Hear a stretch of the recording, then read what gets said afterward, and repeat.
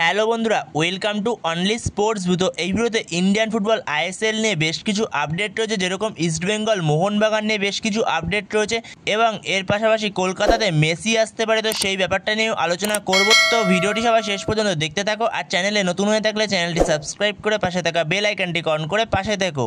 তো সেখানে যদি প্রথমে কথা বলা যায় 34 বছর বয়সী আর্জেন্টাইন সেন্টার ফরওয়ার্ড জর্জে পেইরা ডিয়াসকে নিয়ে। আর এই জর্জে পেইরা ডিয়াসের মার্কেট ভ্যালু হচ্ছে 2.6 কোটি টাকা, যে এর আগের সিজনে এসেছিল মুম্বাই সিটি এফসি থেকে বেঙ্গালুরু এফসিতে। তো বেঙ্গালুরু এফসির তার পারফরমেন্স খুব একটা ভালো ছিল না, যেখানে সে কিছুটা চোট সমস্যায় ভুগেছিল। যেখানে জর্জে পেইরা ডিয়াস আগের মরশুমে বেঙ্গালুরু এফসির হয়ে মোট 23টা ম্যাচ খেলেছে, তো 23টা ম্যাচে 6টা গোল করেছে এবং 6টা অ্যাসিস্ট করেছে। তো 23টা ম্যাচে 12টা গোলের কন্ট্রিবিউশন ছিল। তো সেখানে জর্জে পেইরা ডিয়াসকে ছেড়ে দেয় বেঙ্গালুরু এফসি। তো বেঙ্গালুরু এফসি জর্জে পেইরা ডিয়াসকে ছেড়ে দেওয়ার পরে জর্জে পেইরা ডিয়াস আবারও তার পুরনো ক্লাবে ফিরে যায়, যেখানে সে মুম্বাই সিটি এফসি থেকে এসেছিল বেঙ্গালুরু এফসিতে। তো বেঙ্গালুরু এফসি থেকে সে আবারও মুম্বাই সিটি এফসিতেই ফিরে গেল তার পুরনো ক্লাবে, যেখানে সে মুম্বাই সিটি এফসির সঙ্গে ডিল করেছে 1 বছরই। তো 1 বছরের জন্যই সই করিয়েছে জর্জে পেইরা ডিয়াসকে মুম্বাই সিটি এফসি। তো এটা পুরোপুরি অফিসিয়াল হয়ে গেছে, ডিল ডান হয়ে গেছে। তো এরপরে পরবর্তী আপডেটটি হচ্ছে 35 বছর বয়সী স্প্যানিশ রাইট উইংয়ের প্লেয়ার এডগার মেন্ডেসকে নিয়ে। তো এডগার মেন্ডেস যে বর্তমান সময়ে যুক্ত ছিল বেঙ্গালুরু এফসির সঙ্গে, তো এই এডগার মেন্ডেসের মার্কেট ভ্যালু হচ্ছে 3.2 কোটি টাকা। তো এডগার মেন্ডেসের সঙ্গে বেঙ্গালুরু এফসির কন্ট্রাক্ট ছিল 31শে মে 2025 অবধি। তো সেখানে তার সঙ্গে কন্ট্রাক্ট শেষ হয়ে গেছিলো বেঙ্গালুরু এফসির। তো সেখানে এডগার মেন্ডেসের সঙ্গে আরও একটা মরশুমের জন্য কন্ট্রাক্ট বাড়িয়ে নিল বেঙ্গালুরু এফসি, যেখানে 31শে মে 2026 পর্যন্ত কন্ট্রাক্ট এক্সটেনশন করলো। তো আরও একটা মরশুম আমরা বেঙ্গালুরু এফসির জার্সিতে দেখতে পারবো এডগার মেন্ডেসকে, যেখানে এডগার মেন্ডেস রাইট উইংয়ের পাশাপাশি লেফট উইং সেন্টার ফরওয়ার্ডও খেলতে পারে। তো যেখানে আগের মরশুমে বেঙ্গালুরু এফসির জার্সিতে এডগার মেন্ডেস 27টা ম্যাচ খেলেছিল। তো 27টা ম্যাচের মধ্যে 9টা গোল করেছিল, 4টে অ্যাসিস্ট করেছিল, যেখানে 13টা গোলের কন্ট্রিবিউশন ছিল।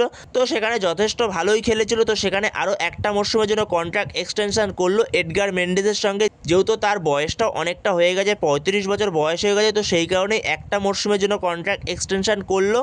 তো এরপরের আপডেটটি হচ্ছে মোহনবাগানের target player Mehtab Singh, Mumbai City এফসির ভারতীয় সেন্টার ব্যাক মেহতাব সিং, যেখানে মেহতাব সিংকে মোহনবাগান সবার প্রথম থেকেই টার্গেট করে রেখেছিল এই মরশুমে, যেখানে তার সঙ্গে ইস্টবেঙ্গলও ছিল মোহনবাগানের সঙ্গে। কিন্তু বর্তমান সময়ে মোহনবাগান সবথেকে বেশি এগিয়ে এই মেহতাব সিংয়ের ডিলের জন্য, যেখানে একটা সময় মনে হচ্ছিল হয়তো মেহতাব সিংয়ের ডিলটা নাও হতে পারে।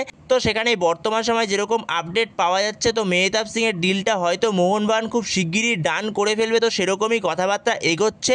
তো মোহনবাগানের সঙ্গে মেহতাব সিংয়ের ভালো রকমই কথাবার্তা এগিয়ে গেছে। তো সেরকমই একটা পসিবিলিটি রয়েছে, যেখানে মেহতাব সিংয়ের ডিলটাকে আমরা খুব শিগগিরই হয়তো ডান হয়ে যেতে দেখতে পারি, যেখানে 2-3 দিনের মধ্যে আমরা হয়তো মেহতাব সিংয়ের ডিলটা ডান হয়ে যেতে দেখতে পারি মোহনবাগানের সঙ্গে।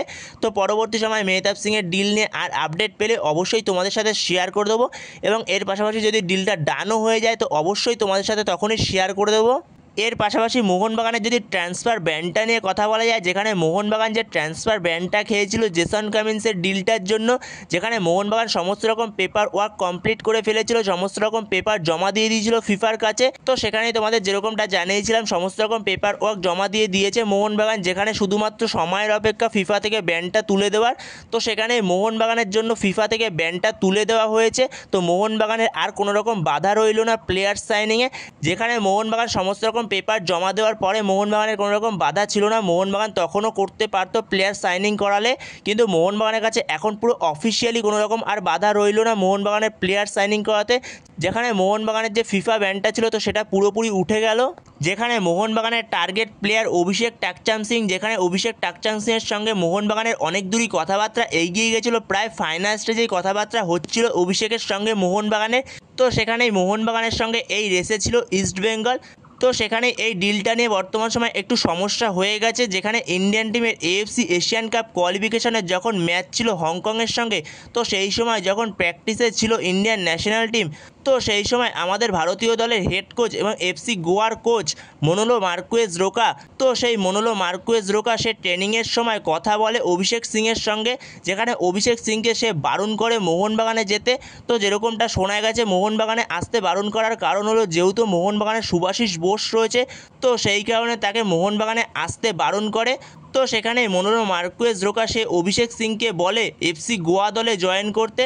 তো সেখানেই তখন অভিষেক সিং সেও বলে গোয়াতেও তো জয় গুপ্তা রয়েছে।